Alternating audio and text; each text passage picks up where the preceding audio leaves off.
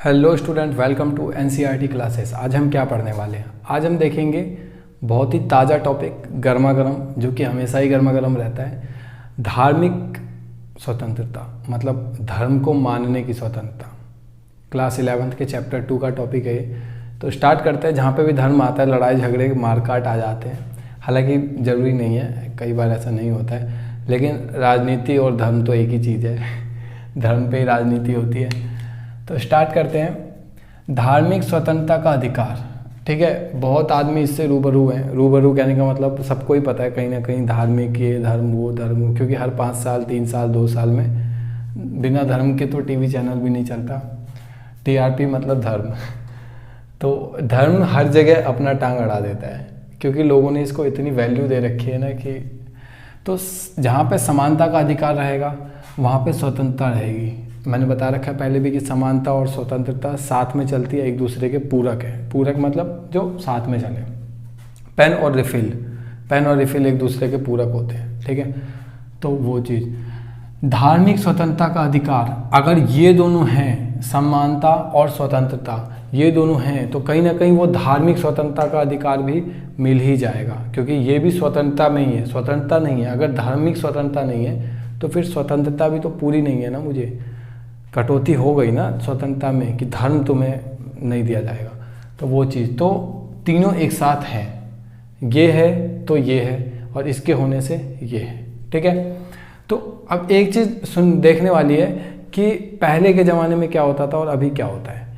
अभी क्या होता है कि देखो, अपनी मर्जी से तुम कोई भी धर्म चुन सकते हो जिस पे तुम्हें मानना है, या जिस पे तुम्हें विश्वास है कि ये धर्म ज़्यादा अच्छा है, या फिर जो धर्म अच्छा लगे वो मानो, कोई दिक्कत नहीं है। उसकी चीज़ें मानो तो उसमें कोई दिक्कत ही नहीं है, ठीक है। तुम्हारे ऊपर डिपेंड करता है। लेकिन पहले क्या होता था, भारत के अतीत मतलब पहले, भारत के अतीत में धार्मिक स्वतंत्रता नहीं थी, ठीक है। फ्रीडम नहीं था कि आप कोई सा भी धर्म, कोई सा भी रिलीजन चूज़ करो। तो फ्रीडम नाम की कोई तो चीज़ ही नहीं थी। धार्मिक हिंसा और जबरन धर्म परिवर्तन कराया जाता था। अब रिलीजन को चूज़ करना तो हाथ में था नहीं, we can't choose any religion. तो जबरन कराया जाता था ये सारी चीज़ें कि आपको ये धर्म मानना ही पड़ेगा। जो राजा महाराजा होते थे ना जनरली, तो वो राजा जिस धर्म का है ना, वो कोशिश रहती थी कि उस धर्म को ज़्यादा बढ़ावा मिले। तो उस धर्म को ज़्यादा बढ़ावा मिलेगा तो कहीं ना कहीं राजा की इज्जत होगी। अब राजा जिस धर्म का है, उस धर्म का कोई गांव में है ही नहीं, तो इज्जत कहाँ की मिलेगी उसे? इज्जत तो खैर राजा है तो मिलेगी, लेकिन धार्मिक रूप से इज्जत नहीं मिलेगी ना। तो राजा हमेशा कोशिश रहती थी, फिर चाहे वो मुग़ल की बात करें या फिर उसके बाद जो राजा महाराजा आए या उससे पहले जो आए, वो सब की फ्रांसीसी, मतलब जहाँ मर्जी ले लो, क्रिश्चियनिटी ले लो, जहाँ मर्जी ले लो, हर कोई चाहता था कि हमारे रिलीजन में आ जाए सब कुछ। तो सबकी कोशिश, इससे होता क्या था कि हिंसा और जबरन कराया भी जाता था, लालच दे के कराया जाता था कई बार। तो पढ़ेंगे हम आगे। इसलिए अब धर्म एक ऐसा इतना गर्मा गर्म टॉपिक है ना, तो इसलिए जिस देश में धर्म की स्वतंत्रता है ना, उसको एक अलग ही नज़रिए से देखा जाता है, ठीक है। धर्म की स्वतंत्रता कहने का मतलब कि आप जो सा मर्जी धर्म चुनो, कोई दिक्कत नहीं है। भारत में तुम रहोगे या फिर जिस भी देश में, उस देश में तुम्हें इक्वल राइट्स मिलेंगे, कोई ज़्यादा दिक्कत आने वाले है नहीं तुम्हें। जैसे पाकिस्तान में है, पाकिस्तान में मुसलमानों को ज़्यादा राइट्स कहीं ना कहीं मिलते हैं, ठीक है। दूसरे धर्म को दबाया जाता है।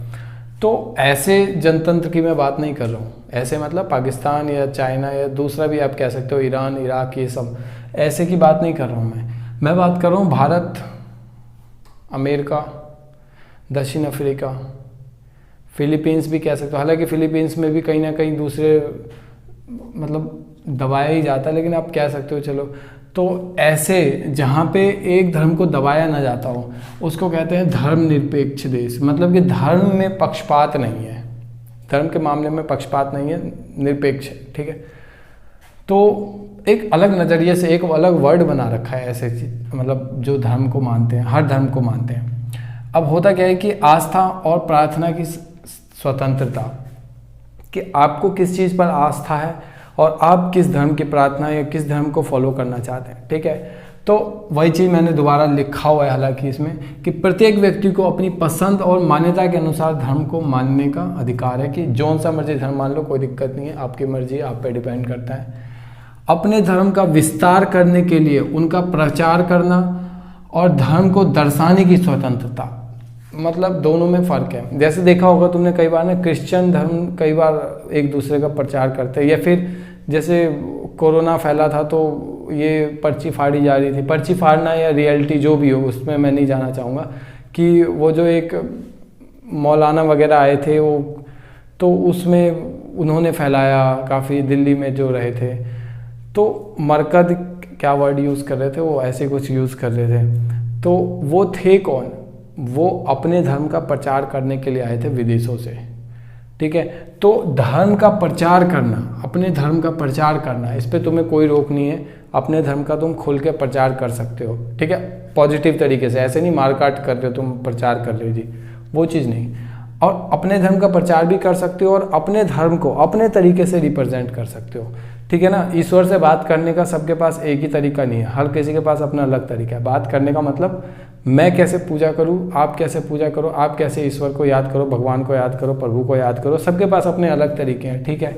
तो वो चीज़ कि धर्म को दर्शाने का अपना अपना तरीका है, तो आप अपने हिसाब से धर्म को दर्शा सकते हो, अपने धर्म का प्रचार भी कर सकते हो, ठीक है।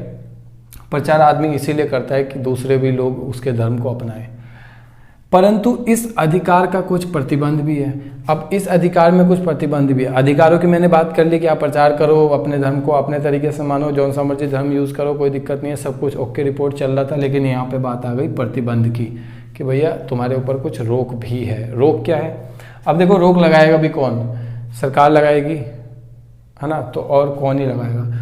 लोक व्यवस्था, नैतिकता और स्वास्थ्य के आधार पर सरकार धार्मिक स्वतंत्रता को प्रतिबंध लगा सकती है। मतलब ये कि अगर तुम धर्म के आड़ में कुछ गलत काम कर रहे हो, धर्म के आड़ में तुम लोगों को परेशान कर रहे हो, या फिर माहौल गलत कर रहे हो, वहाँ का माहौल ख़राब कर रहे हो, तो सरकार तुम्हारे ऊपर रोक लगा सकती है कि तुम गलत कर रहे हो। तो समझ रहे हो?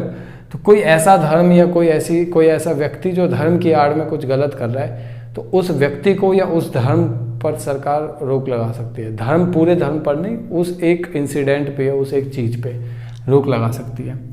सामाजिक बुराइयों को दूर करने के लिए सरकार द्वारा धार्मिक मामलों में हस्तक्षेप किया जाता है। सामाजिक मामले मतलब कि कई बार ऐसा होता है ना कि हम धार्मिक होते होते ना अंधविश्वास हो जाते हैं। अंधविश्वास मतलब रूढ़िवाद, जिसे हम कहते हैं कई बार, कि जैसी प्रथा चलती आ रही है चलने दो, पुराने लोग जो कर रहे थे करने दो, हम भी वही करेंगे।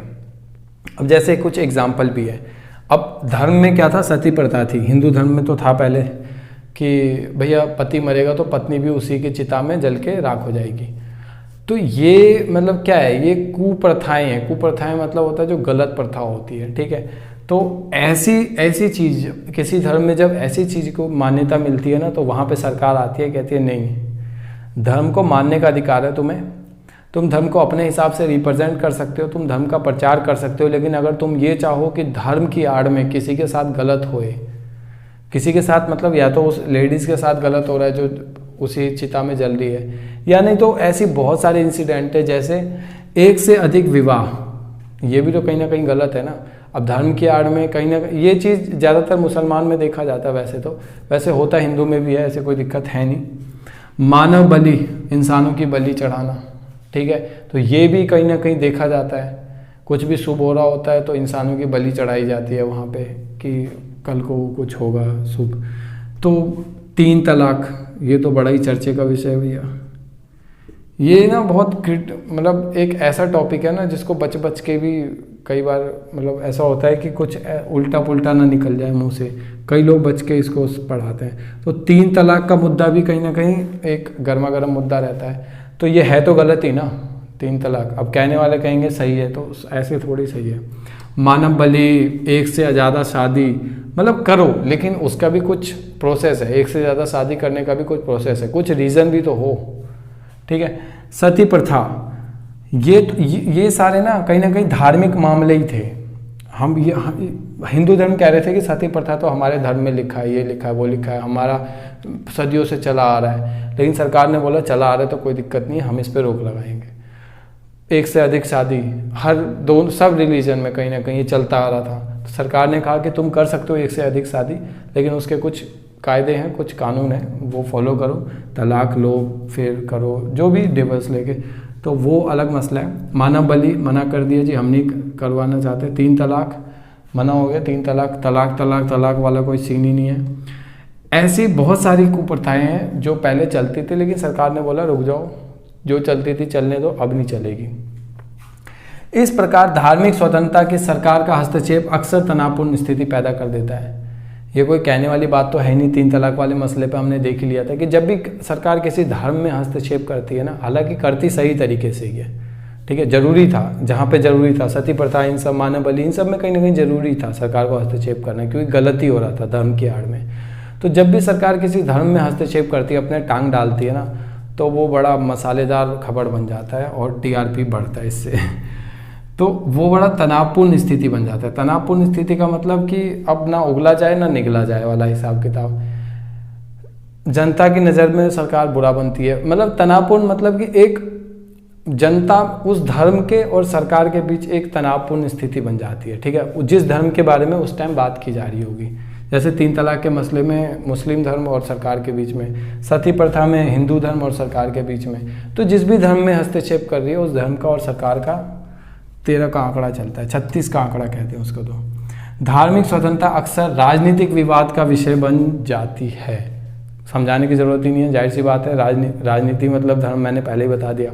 जैसे कई बार होता है ना कि करण अर्जुन मूवी में उसकी माँ कहती है कि मेरे करण अर्जुन आएंगे।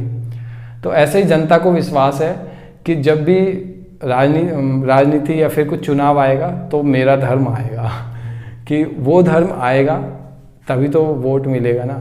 तो धर्म आएगा, राजनीति होगी तो धर्म आएगा, क्योंकि धर्म पे ही तो, राजनीति पे ही तो धर्म टिका है और धर्म पे ही राजनीति है। तो उम्मीद है समझ में आया होगा। इसका एक टॉपिक और है जिसमें हम धर्म परिवर्तन पढ़ेंगे, कि धर्म परिवर्तन करना कितना सही है या फिर क्या, मतलब प्रोसेस क्या है धर्म परिवर्तन का। तो एक और आएगा इस टॉपिक पे वीडियो, मतलब पार्ट 2 कह सकते हो जिसको तुम। तो मिलते हैं अगली क्लास में, तब तक के लिए सुरक्षित रहें।